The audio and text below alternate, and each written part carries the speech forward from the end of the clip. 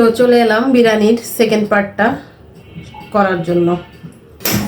পানি গরম দিয়ে দিয়েছি, আমি 2.5 পট চাল নিয়েছি, কালি জিরার চাল। পানি দিয়ে দিয়েছি 5 পট, জাস্ট চালের ডাবল পানি দিয়ে দিয়েছি। মানে আমি মাপা ছাড়া রান্না করতে পারি পোলাওটা রান্না করার জন্য। তো আমি সাদা তেল দিয়ে দিব কিছুটা, আমি ঘি দিব পরে, সেই জন্য আমি তেলটা একটু কম ইউজ করব। আজকে আমি সরিষার তেল ইউজ করব না, আমি জাস্ট সাদা তেল আর ঘি দিয়ে ঘরোয়াভাবে আমি এই বিরিয়ানিটা রান্না করব। হঠাৎ খেতে মন চাইলো সেই কারণে আসলে। তো আমি দিয়ে দিচ্ছি পেঁয়াজ কুচি। তো আমার পেঁয়াজগুলো ব্রাউন করে ভাজা হয়ে গিয়েছে। এখন এই পর্যায়ে আমি দিয়ে দিচ্ছি পোলাওয়ের জন্য আদা, 1 চা চামচ মতো আদা, 1 চা চামচের মতো রসুন বাটা। এবার দিয়ে দিচ্ছি 1 চা চামচ ধনিয়ার গুঁড়া, 1 চা চামচের চেয়ে একটু কম কম করে জিরার গুঁড়া। এবার দিয়ে দিব তেজপাতা, এলাচ, 3টা এলাচ, 2টা তেজপাতা আর 2 পিস দারচিনি। মশলাগুলোকে 30 সেকেন্ডের মতো ভেজে নিচ্ছি। এখানে আমি একটু বাদাম বাটা ইউজ করছি, তবে বাদাম বাটাটা ম্যান্ডেটরি না, কারো মনে চাইলে দেবেন, কারো মনে না চাইলে দেবেন না। বাদাম বাটাটা দিয়ে একটু কাঁচা কাঁচা গন্ধটা দূর হতেই আমি এখন চালটা দিয়ে দিব ভাজার জন্য। বাদাম বাটাটা দিলে একটু লেগে যাবে চালটা, আর মশলাগুলোকে ভালো করে একটু ভেজে নিব আমি। তো আমার চালটা কষানো হয়ে গিয়েছে, একদম ভাজা ভাজা হয়ে গিয়েছে। এই পর্যায়ে আমি পানিটা দিয়ে দিব, আমার পানিও গরম হয়ে গিয়েছে। চুলাটা বন্ধ করে নেব।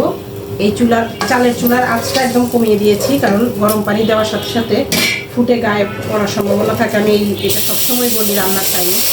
কিছুটা পানি আমি রেখে দিলাম, কারণ মাংসের মাঝে কিছুটা পানি আছে, সেটা কভার হয়ে যাবে।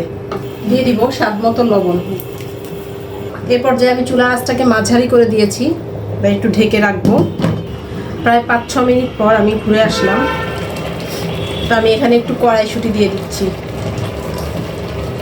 কড়াইশুঁটিটা যেহেতু সিদ্ধ হতে মটরশুঁটির চেয়ে একটু সময়টা বেশি লাগে, তাই আমি এই পর্যায়ে থকবগিয়ে এসেছে, পানিটা কমে এসেছে একদম। আমি চুলার আঁচটা একদম কমিয়ে দিয়েছি। এ পর্যায়ে আমি মাংসটা অ্যাড করব। আমি ঢেলে দিচ্ছি আমার বিরিয়ানির মাংসটা সম্পূর্ণটা।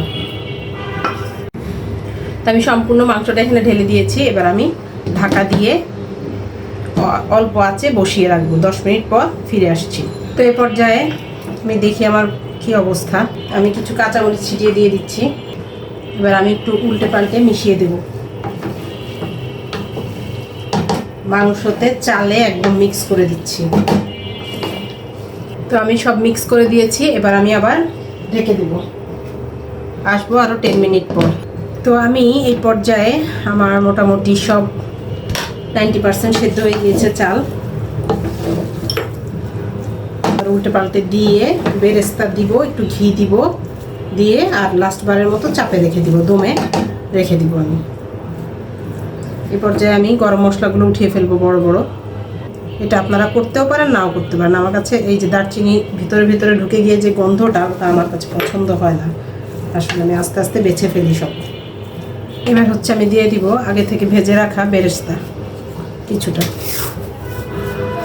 দিয়ে দিব, কিছুটা ঘি।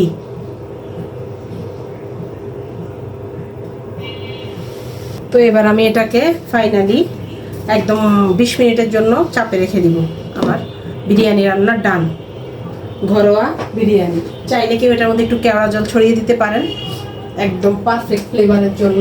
আমিও একটু কেওড়া জল দিয়ে দিচ্ছি এটার মধ্যে, খুব বেশি দেব না। এই যে 1 চা চামচের মতো কেওড়া জল দিয়ে দিচ্ছি, ব্যাস এতেই হয়ে যাবে। এখন বরাবর 20 মিনিটের জন্য ঢাকা দিয়ে দিলাম, একদম ডিম আছে। এটা 20 মিনিট পরে এটার মুখটা খোলা হবে একদম পারফেক্টলি, তখন আমি আবার ফিরে আপনাদেরকে দেখাচ্ছি। আমার খাসির মাংস রান্না বিরিয়ানির একদম ফাইনাল লুকটা। সব কিছু সুন্দরভাবে সিদ্ধ হয়ে গিয়েছে, একদম চাল, মাংস, আলু দেখেন একদম খুলে খুলে আসছে মাংসটা, নাইসলি কুকড একদম। তো এটা আমরা আজকে রাতের আমাদের ডিনার। এই বিরিয়ানিটা 5 থেকে 6 জন মানুষ খেতে পারবে। আল্লাহ হাফেজ।